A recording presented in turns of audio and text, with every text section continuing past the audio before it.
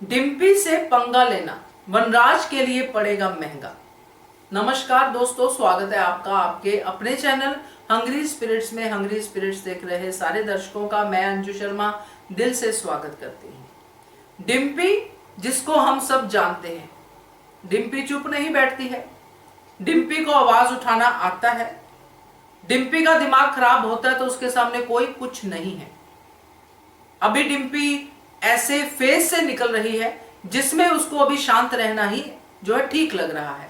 और अनुपमा ने भी समझाया है कि वनराज जो है उसकी केयर करना चाहता है, उसका तरीका अलग हो सकता है मगर वो केयर करना चाहता है।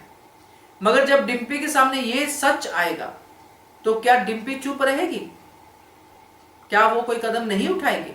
जरूर उठाएगी दोस्तों, और इस पे चर्चा भी करते हैं हम लोग। पहले वही निवेदन, जिन्होंने अभी तक चैनल को सब्सक्राइब नहीं किया है कृपया कर लीजिए, साथ में दोस्तों बेल आइकन दबाइएगा ताकि आपको हमारे वीडियोस के नोटिफिकेशन मिलते रहे। तो डिम्पी जो है वेल ट्रीट हो रही है।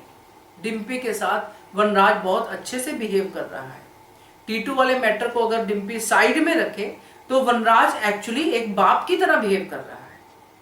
मगर वनराज के मन में क्या है वो उसने काव्या को बताया। अब डिम्पी जो है वो इसीलिए इस घर में है क्योंकि बहू है, और अनुपमा ने समझाया है कि सब लोग तेरी केयर करते हैं, इनका तरीका अलग है मगर करते तो केयर ही है ना। तो डिम्पी इस बुलावे में है कि ये मुझे अपनी बेटी बहू समझ के मेरी केयर कर रहे हैं। मगर वनराज शाह तो डिम्पी को इसलिए ज्यादा जो है झेल रहा है क्योंकि वनराज शाह को यह है कि मेरे बेटे का खून है, मुझे मेरे समर का बच्चा चाहिए। और सेम बा ने अनुपमा को कहा था। तो ऐसे घर में जहां पे बच्चे की केयर इसलिए हो रही है क्योंकि बच्चा उनका खून है और इसीलिए मां की भी केयर हो रही है, तो जब बच्चा पैदा हो जाएगा क्या तब भी मां की उतनी ही केयर होगी? मुझे डाउट है, क्योंकि डिम्पी तो अपने तरीके से लाइफ जीना चाहेगी। कितनी छोटी उम्र है डिम्पी की, पाखी की उम्र की ही कही गई है क्योंकि अधिक ने यही कहा कि तुम्हारी उम्र की होगी पाखी को जब वो लड़ रहा था, तो सेम एज की होगी। तो इतनी छोटी उम्र में अगर डिम्पी को कोई और पसंद भी आता है, वो शादी भी करना चाहती है, तो कोई गलत थोड़ी है। मगर इन लोगों को गलत लगेगा क्योंकि अल्टीमेटली लॉजिकली लीगली मां का हक बच्चे पे ज्यादा होता है, तो बच्चे के लिए वो डिम्पी को आगे भी झेलेंगे।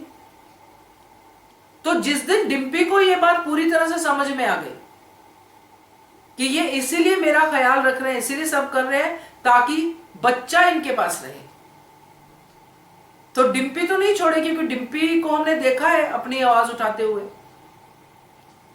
और यहां पे जो टीटू वाला मैटर है, उस मैटर पे भी डिम्पी कब तक चुप रहेगी?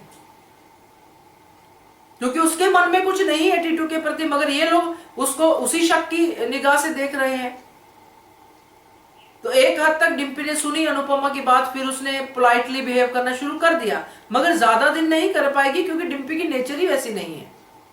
इसलिए जो वनराज सोच रहा है कि डिम्पी पे मैं कंट्रोल कर लूंगा, वो कंट्रोल नहीं कर पाएगा।